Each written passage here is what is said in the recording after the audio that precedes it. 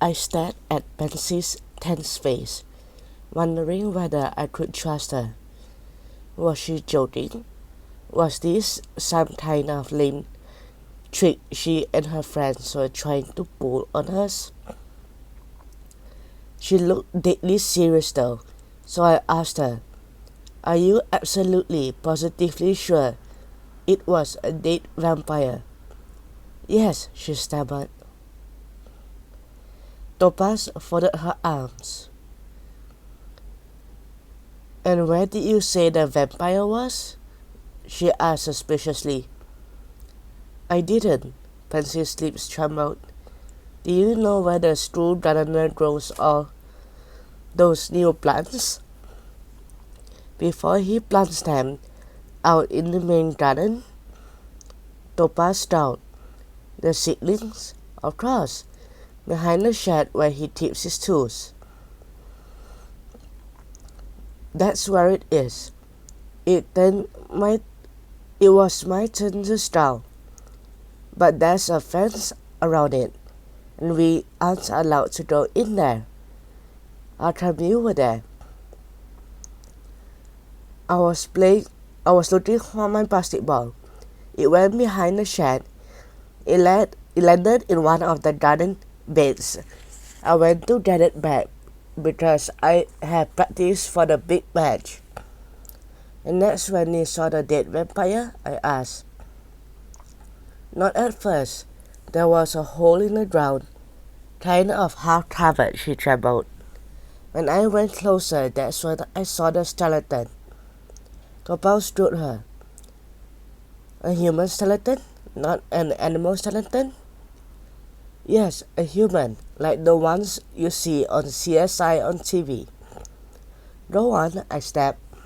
"Well, the skeleton was in the hole, and someone had stuck a metal spike between its ribs." "A sharp-looking metal spike," Pansy shuddered.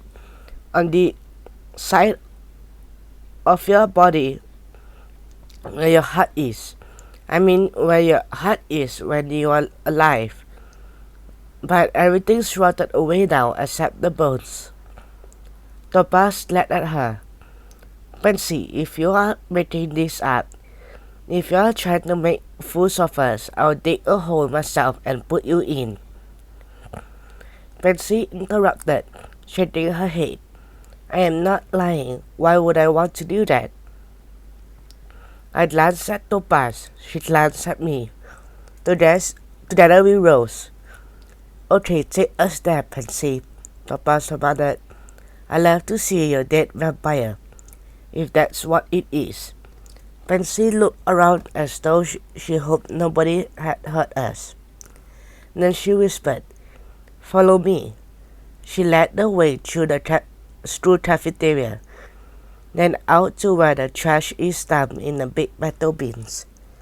We walked on past the gardener's shed and arrived outside the small fenced garden. 4 bits were crammed with all kinds of short bushes and masses of tiny flowering shrubs. She stopped and pointed. "In there, see?" I craned my neck but couldn't see anything unusual. So I lifted the latch on the gate, pushed it open, and stepped past the first bed of plants. And then I saw it.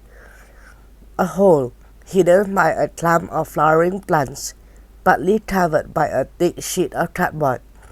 Instantly, every nerve in my body transmitted alarm.